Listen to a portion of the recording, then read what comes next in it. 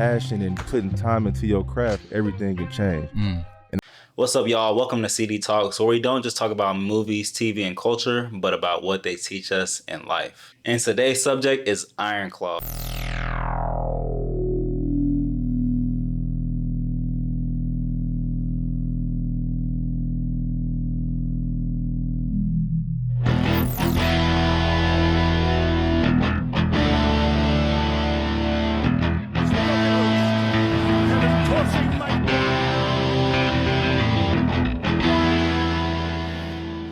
Iron Claw is not just a wrestling movie. It's one of those movies that kind of sneak up on you and then body slam you into depression. That's what it did to me and my girlfriend. If you think this movie is just about wrestling accolades, showboating, and all that, it's not just about that. It's about family, pressure, and when love comes with expectations that you can't escape from. From the beginning of this movie, we're shown the father of these wrestlers, and with the slow motion visualization, you can see that the father is a big presence. He has a big voice, and it seems as if he has big expectations. And it lets you know that super duper quick, especially afterwards whenever he's speaking with his wife about his goals and his vision for his family and what he expects to come out of being a Von Erich. Only way to beat this thing. There's no thing. The only way to beat it is to be the toughest, the strongest, the most successful, the absolute best. To rely on no one but ourselves. I will get us there. I will be the NWA World Heavyweight Champion. Soon after, we move on to Kevin Von Erich, where he is giving a speech about being a Von Erich and how it's a curse. He's the emotional center of this movie. He carries a lot of weight with the way he portrays different emotions throughout the deaths of his brothers, and it's just a really big weight to carry around. He's not only lifting weights, but he's lifting the weight of the emotional baggage that this family has endured. We see a lot of times that Kevin isn't chasing the fame and the accolades for himself. He's chasing it for approval from his father. And that's way more dangerous because he's not caring about what's going to make him happy. And in order to make others around you happy, you have to make yourself happy because you know how that process is. So when other people are going through things around you, you know how to uplift them. And so with this emotional weight on him by chasing approval, it's really hard for him to break that trauma curse that this family has gone through. Now, for a moment, the movie kind of messes with you, right? They're showing all the good moments. Kerry coming back, the brothers getting together, showing out, showboating in front of the crowds, going crazy. The wedding's going on. And there's just so many beautiful moments that we see that these brothers are growing closer together. This is kind of when the cracks eventually start showing soon after. You know, we have the competition aspect with all these brothers having to be better than the other because they are all chasing approval from their father, and it's really tough trying to be as one and work together as a team when it's so much competition going around you. David Von Erich will be the next NWA World Heavyweight Champion. And then each and every one of my sons, starting with Kevin, then Kerry, then Mike.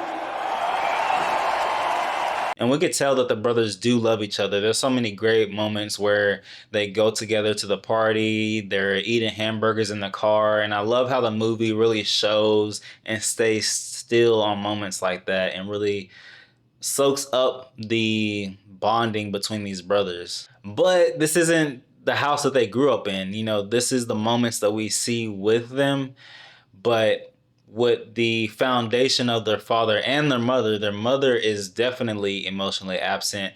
And we can see that whenever later on the deaths come along and she's wiping her tears away, she's sucking it up, and the father is, you know, not really caring or showing that he's not really caring after these deaths. So essentially, this house is not built for emotional safety. The safety net is broken. There is no safety net. There was no good foundation laid upon to have that emotional presence in the family. So essentially, when one brother falls, the other has to get back up, and that's the rule. Now at this point, this is where the movie pulls at your tears and starts to get the waterworks flowing. It's not flowing all the way yet, but it's starting. And we can see that the real villain isn't wrestling. And a lot of the moments of these deaths and these accidents aren't just wrestling. It's emotional neglect. And you can see the effects of those things whenever each brother is going through or leading up to their demise. Now, Fritz von Erich had the don't cry, don't quit, don't complain mentality. And so when you're having a mindset like that and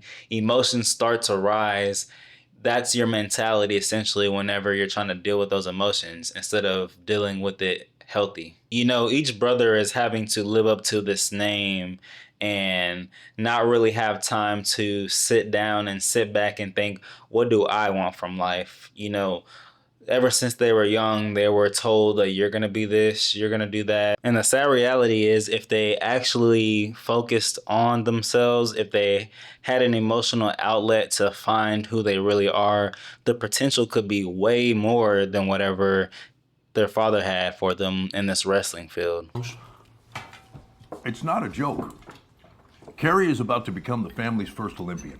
Kevin is the NWA Texas champion. David is about to make his ring debut. Oh, come on. It's time for you to start thinking about what you're going to be. And so with all these deaths from David, Kerry, Mike, and even Chris, Kevin is really just disassociating himself. And Zac Efron really conveys this emotion too well. You know, the baby's crying and the wife is telling him, hey, I need you to be there. I need you to be present for me. And you can see him separate himself emotionally from his family. And I really love how later on in the movie, he figures out his own path to life and his own path to emotional safety within his new family with his sons and his wife. And it's such a beautiful thing to see. Seeing Kevin just reflect and think about the things that he's gone through to get to this point of breaking the cycle, almost as if he's imagining a world with things being different. You know, they had so many tragic moments, so many things that normal people wouldn't be able to handle. And the fact that he came out on top was amazing. And so at the end of this movie, I was still trying to hold back tears, and my girlfriend was crying. And she let me know, hey, it's okay. Man, that word okay, it's okay. Waterworks flying down my eyes. This movie hit me so hard, especially since I do have a brother and I have friends like brothers. It was something that was so beautiful, because brotherhood is something that, if you're lucky enough to have, it's a special thing, and you always want to remember that and hold on to that and don't let it go. It's something that's truly special, and this movie did a great job of showing that. This is not just a wrestling movie. It's a family tragedy disguised as one.